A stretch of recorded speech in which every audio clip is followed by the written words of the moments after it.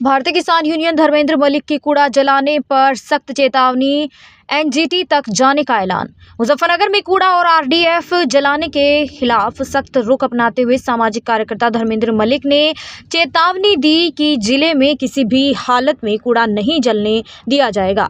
उन्होंने साफ कहा कि जरूरत पड़ी तो वह इस मामले को राष्ट्रीय हरित अधिकरण और यहां तक कि सुप्रीम कोर्ट तक ले जाएंगे। धर्मेंद्र मलिक ने बताया कि आरडीएफ दरअसल सूखे कचरे से तैयार किया जाने वाला ईंधन है, जिसे नियमों के तहत नियंत्रित और सुरक्षित तरीके से ही उपयोग किया जा सकता है। यदि इसे खुले में या गलत तरीके से जलाया जाता है तो इससे गंभीर वायु प्रदूषण और जल प्रदूषण फैलता है, जो आम लोगों की सेहत के लिए बड़ा खतरा है।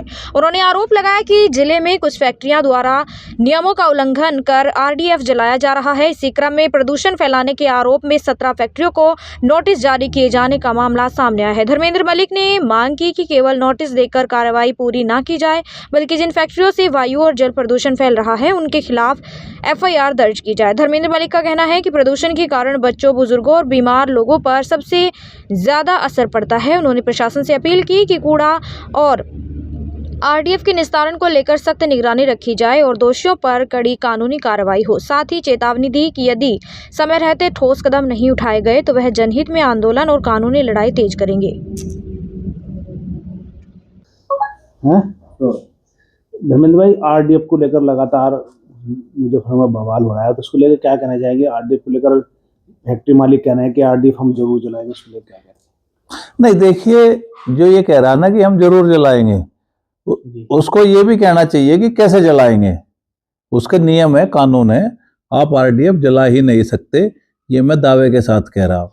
और अगर आप कह रहे हैं कि हम जलाएंगे तो आप लेकर आओ ट्रक, हम उसकी फोटोग्राफी कराएंगे और उसको एनजीटी में लेकर जाएंगे किस नियम के तहत यहाँ पे मुजफ्फरनगर में आरडीएफ जलाया जा रहा। आरडीएफ जलाने के जो नॉर्म्स हैं और आरडीएफ की जो परिभाषा है, पहले उसको कौन तय करेगा? हर ट्रक का सैंपलिंग होगी, हर ट्रक की टेस्टिंग होगी कि ये आरडीएफ है या एमएसडब्ल्यू है, और इसको कौन तय करेगा? इंडिपेंडेंट एजेंसी या आईआईटी रुड़की, बिना सैंपलिंग के, बिना बेंच के। और उस नगर पालिका को सर्टिफिकेट देना होगा जिसने वो नगर पालिका से भरका आ रहा कि ये आरडीएफ है। और अगर सैंपलिंग में वो आरडीएफ नहीं पाया जाता तो फैक्ट्री भी सीज होगी और नगर पालिका, जो नगर आयुक्त होगा उस नगर पालिका का, उसके खिलाफ भी कार्रवाई होगी। ये जो आरडीएफ के नाम पे जो एक व्यवसाय बना दिया गया गीले कचरे का, इसमें ईडब्ल्यू, एमएसडब्ल्यू में ई वेस्ट है, इसमें औद्योगिक वेस्ट है। आप समझिए आरडीएफ क्या होता है। आरडीएफ का मतलब है घर का कूड़ा। घर के कूड़े का मतलब जैसे पन्नी वन्नी होती है, इनको प्रॉपर धो के, सुखा के, कटिंग करके और पैकेट में पैक करके, पेटियों में बंद करके इसका परिवहन होगा। उसके तैयार करने से लेके परिवहन और बॉयलर तक ले जाने के नियम है।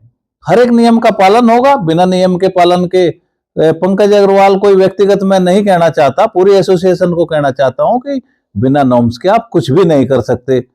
आपको पता है आप कितने किलोमीटर का आरडीएफ यूज कर सकते हैं? मुझे पता है। क्रिमिनल धाराओं में मुकदमे करा दूंगा। और मैं जल्द ही यहाँ के मुजफ्फरनगर के एसएसपी को एनवायरमेंटल प्रोटेक्शन एक्ट 1986, जल प्रदूषण अधिनियम 1981 और वायु प्रदूषण अधिनियम 1974 के तहत कप्तान से मुजफ्फरनगर के मिलकर मांग करूंगा कि जिन 17 फैक्ट्रियों को नोटिस जारी हुए हैं उनके खिलाफ जो बीएनएस की धारा 277 है, इन्वायरमेंटल प्रोटेक्शन एक्ट है, वाटर पॉल्यूशन एक्ट है, इसके तहत उनके खिलाफ मुकदमा दर्ज कराया जाए। अगर यहाँ का प्रशासन मुकदमा नहीं लिखेगा तो मैं इनके खिलाफ कोर्ट से मुकदमा लिखाऊंगा। इसकी तैयारी मैंने कर ली। अच्छा, प्रदूषण विभाग की कितनी बड़ी निष्क्रियता है ये, किस तरह का आरडीएफ यहाँ जल रहा है और विभाग को उसको बंद कर देना चाहिए। प्रदूषण विभाग को उनका कोई काम नहीं है। वो कहते हैं कि हमें ना तो जुर्माना लगाने का अधिकार है, हमें केवल सूचना देने का अधिकार है। तो सूचना जहां देने का अधिकार है वहां पे वो समय से सूचना भी नहीं दे पा रहे प्रॉपर, तो फिर इसका क्या मतलब हुआ? लेकिन मिल मालिक कह रहे हैं कि सरकार तो हमें सब्सिडी भी दे रही है जलाने के लिए। सरकार, मैं धर्मेंद्र मलिक ये कह रहा कि आरडीएफ जलाने की परमिशन है, लेकिन कुछ नियमों के तहत, और वो नियम मुजफ्फरनगर के पेपर मिलों पे लागू नहीं होते। उसका बॉयलर का भी एक एंगल होता है, उसका एक टेम्परेचर होता है। मैं आपको दूसरी बात कह रहा कि ये भी तय है कि कितने किलोमीटर का आरडीएफ कहां जलाया जा सकता है। आप चंडीगढ़ का आरडीएफ जला लोगे, आप गाजीपुर बॉर्डर का जला लोगे। मैं खोलना नहीं चाहता, इनका फजीता हो जाएगा। कितने किलोमीटर है उसमें लिखा हुआ? मुजफ्फरनगर में कहाँ कितने किलोमीटर का आरडीएफ जलने लगा? 100 किलोमीटर। और 100 किलोमीटर में एक नगर पालिका बता दो जो आरडीएफ बेच रही हो। औद्योगिक कूड़ा, ई वेस्ट, जिससे जहरीली गैस, हैवी मेटल, जिसमें लेड। आप लोगों का क्या स्टेप होगा जी अगर ये इस तरीके से, जैसे व्यापारियों ने भी साफ तौर पे कहा है कि आरडीएफ तो हम जलाएंगे ही? जिस दिन आरडीएफ जलाएंगे, मेरा जो अपना काम है वो जारी है।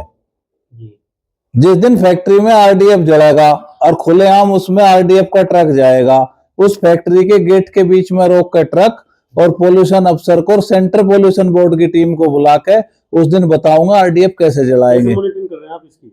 मैं तो खुद चक्कर मारता हूं दिन रात। लेकिन मुझे ये भी पता कि अभी भी 1-2 ट्रक जा रहे और अभी भी कूड़ा जा रहा। देखिए, मेरा जो काम है, मेरा काम था जनता के लिए आवाज उठाना। मैंने लोगों को ये बता दिया कि ये जो कूड़े के ट्रक हैं ये इनलीगल हैं। अब उस क्षेत्र के लोग करें। हाँ, अगर मैं गाड़ियां पकड़ते हैं, कोई प्रत्यावेदन देते हैं, उन लोगों की कोई बात नहीं सुनता तो मैं उनके साथ हूं, मैं उनकी गाड़ियों का चालान करवाऊंगा खड़ा होकर। और अब तक तो बात चालान की थी, अब पोल्यूशन अधिकारी भी सुन ले। अब मुजफ्फरनगर में तब तक ट्रक नहीं छूटेगा। किस धाराओं के अंतर वो जब्त करेंगे मुझे पता नहीं है, लेकिन जब्तीकरण का अधिकार है जब तक सैंपल होकर ये तय होकर नहीं आ जाता कि ये नगर पालिका का कूड़ा है या आरडीएफ है। और अगर वो नगर पालिका का कूड़ा तय हो जाता है तो उसका निस्तारण भी यहाँ के प्रदूषण अधिकारी को कराना पड़ेगा। इस बार मैं ट्रक बाहर नहीं जाने दूंगा। मैं ये नहीं कहता कि मैं ट्रक में आग लगा दूंगा, क्यों, कानून में का मैं उल्लंघन कैसे कर सकता हूं, लेकिन यहाँ के अधिकारियों को भी नियमों का पालन करना पड़ेगा। एक किसान और मैं एविडेंस इकट्ठी कर रहा अपनी। अगर यहाँ का प्रशासन काम नहीं करेगा तो मैं बहुत जल्दी एनजीटी में इसका केस फाइल करूंगा। पिछले दिनों एक मीटिंग हुई थी इसमें किसान संगठन के लोग भी थे, अधिकारी भी थे। कितने सहमत हैं आप उस मीटिंग से? नहीं, वो उनकी मीटिंग थी, उनका क्या, मैं तो अपने तो उसमें यही था प्रदूषण का। सबका अपना बात करने का तरीका है। एक महीने का टाइम भी दे दो ना आरडीएफ जलाने का। नहीं, 1 महीने का टाइम मैं कहूँ, 1 दिन का भी टाइम नहीं है, 1 घंटे का भी नहीं है।